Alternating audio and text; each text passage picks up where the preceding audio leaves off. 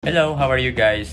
Welcome sa channel at maganda na naman ang topic natin ngayon. So, bakit kaya palagi na lang pinagmamalaki at piniflex ng mga runners ang kanilang physical fitness, endurance, at parati rin nilang sinasabi na they are always healthy? So, is it true ba talaga yung sinasabi nila na a runner's body is a healthy body? Pag-usapan natin.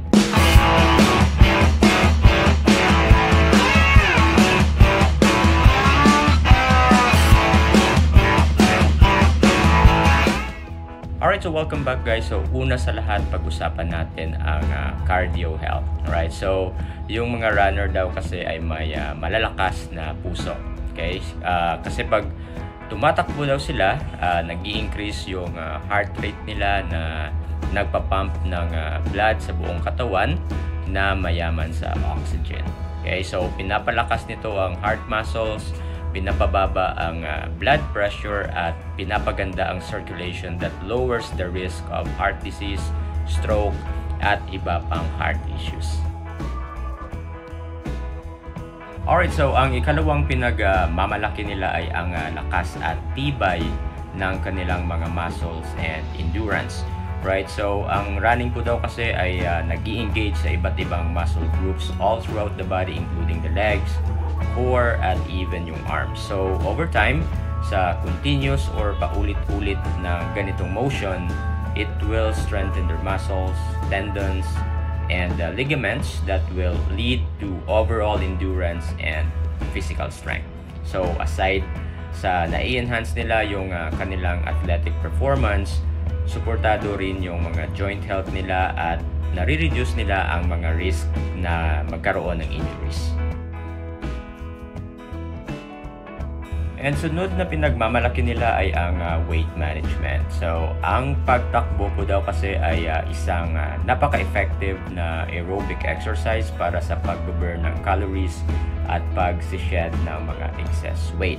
So, kung nami-maintain nila yung regular running routine nila, mami-maintain rin nila yung healthy nilang weight. So, nabuboost rin po ang metabolism. So, kahit na tapos na silang mag-workout, maganda pa rin yung pag-burn nila ng calories all throughout the day. Alright, so next po ay maybe narinig nyo na ang parati nilang sinasabi na runner's high. So, isa po itong euphoric na pakiramdam of well-being and mental clarity habang sila ay tumatakbo at mga after runs nila. Ang pagtakbo po kasi ay hindi lang limited sa physical, umaabot din ito sa mental health. So, ang regular na pagtakbo ay nagre-release ng endorphins, neurotransmitters na nagpapataas ng mood at nagbabawas ng stress, anxiety, at depression. Alright, so next point po ay maganda raw po ang quality ng tulog ng mga runners. Okay, so sa exercise world po, laging na-link sa running ang magandang sleep quality at duration kasi ang ganitong physical na activity ay tumutulong sa pag-regulate ng circadian rhythm ng katawan. Okay, so karamihan sa mga runner daw ay madaling makatulog, matagal ang duration ng pagtulog at hindi sila easily na nadidistract sa gabi at pag gising nila mas refreshed at energized daw sila. Pinagmamalaki din po ng mga runners ang pagkakaroon ng mga malalakas na buto. Okay, so running kasi is a weight bearing exercise, meaning it helps po sa pag-strengthen ng mga bones that the most benefit is to reduce the risk of osteoporosis. Okay, so ang paulit-ulit na impact po kasi ng running ay nagpapalakas at nag-stimulate ng bone growth and density lalo na po sa lower extremities ng mga runner. So, however, it's still very important na may balance din sa rest and recovery para they can avoid injuries due to overuse or overtrain.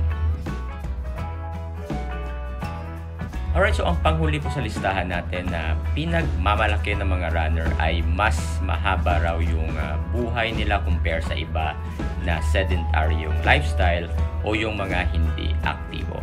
Okay, so associated po kasi yung running sa lower risk of premature death because of cardio diseases, cancer, and respiratory illnesses.